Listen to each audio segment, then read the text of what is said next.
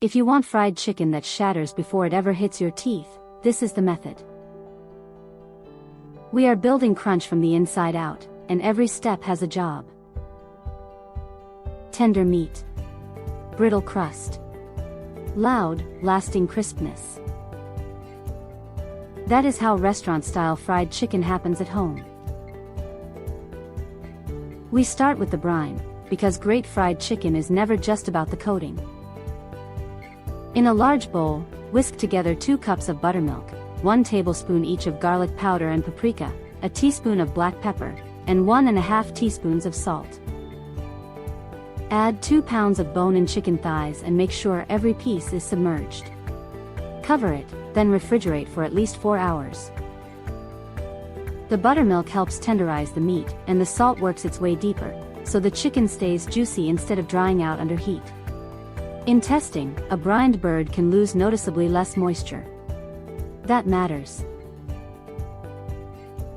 Now for the crust, and this is where the crunch gets engineered. In a separate dish, mix 3 cups of all-purpose flour, 1 cup of cornstarch, and 1 teaspoon of baking powder. Add 1 tablespoon each of garlic and onion powder, 1½ tablespoons of paprika, 1 teaspoon of white pepper, and 1 tablespoon of salt. This is not just seasoned flour.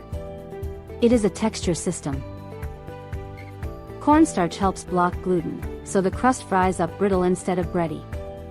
Baking powder brings a little air, which means more surface area, more blistering, and more crispness. Here is the trick that gives you those wild, jagged ridges. Take 3 tablespoons of the buttermilk marinade and drizzle it straight into the flour mixture. Work it in with your fingers until you get little shaggy clumps. Those tiny clusters are what turn into craggy, restaurant-style flakes in the fryer. Now lift the chicken from the brine, let the excess drip off, and press each piece firmly into the dredge. Coat it well, then shake off the loose flour. You want coverage, but you do not want a paste. Set the chicken on a wire rack for 5 minutes so the coating can hydrate and stick. That pause matters. It helps the crust cling instead of sliding off. Now comes the part where patience pays off. Heat your frying oil to 325 degrees Fahrenheit. Use an oil with a high smoke point if you can, because steady heat gives you a cleaner fry. Gently lower in the chicken and fry for 12 to 15 minutes, until it is cooked through and pale golden. Do not rush this stage. The first fry is about cooking the meat and setting the crust without burning it. When the chicken reaches a safe internal temperature of 165 degrees, pull it out and let it rest on a wire rack for 5 minutes.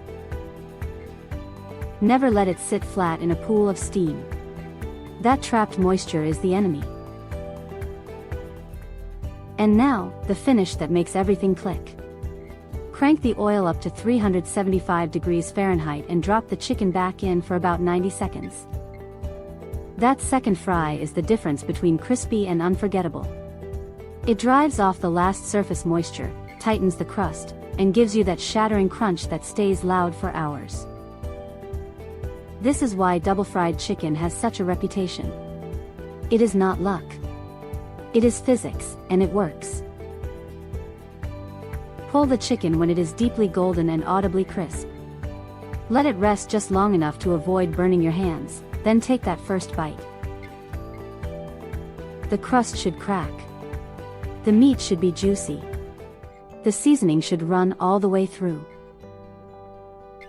Try the brine, clumpy dredge, and double fry method, then comment your crunch moment and oil temps.